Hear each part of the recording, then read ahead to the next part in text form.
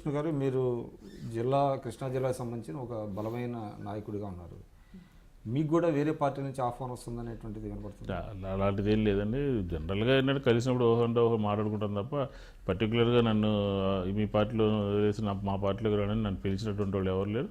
అలాంటి ఆలోచన కూడా లేదు. అంటే 2014లోనే మీరు పార్టీ మారి వైఎస్ఆర్సీపీ తరఫున పోటీ చేయాలనేటువంటి ఆలోచన చేశారని, తర్వాత ఇండిపెండెంట్గా కూడా వేస్తే బెటర్ ఏమనేటువంటి కాంటాంప్లేట్ చేశారనేటువంటి. ఇప్పుడు మీరు చూడండి, 2014లో ఆల్మోస్ట్ వాళ్ళు చాలామంది వేరే పార్టీలకు వెళ్ళి పోటీ చేశారు టికెట్ కోసం. అంటే ఆ రోజు నేను ఎమ్మెల్యేగా ఉన్నాను కాబట్టి ఎవరైనా ఇవ్వడానికి కూడా ఏమాత్రం కూడా వెనకాడరు.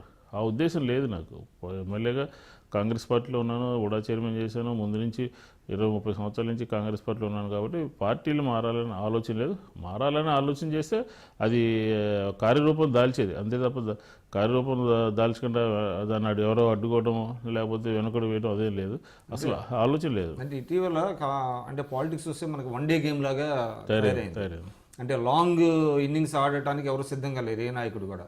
అంటే ఇన్స్టెంట్గా పార్టీలు మారాలి, అధికారంలోకి రావాలి అనేటువంటిది ఎక్కువ వచ్చింది అది. సో అటువంటి ఉద్దేశం లేదు. మీరు you want to be in Congress and you have to continue in Congress.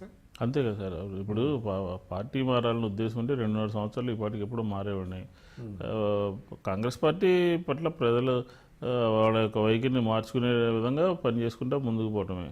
ఏం జరుగుతుందా అనేది ఇప్పుడు ఆలోచించేటటువంటి ప్రశ్న కాదు. పార్టీ మారాలని ఆలోచన కూడా లేదు. నేను మల్లాది విష్ణు, ఎక్స్ఎమ్మెల్యే, కాంగ్రెస్ పార్టీ. మీరు చూస్తున్నది ఐ డ్రీమ్ న్యూస్.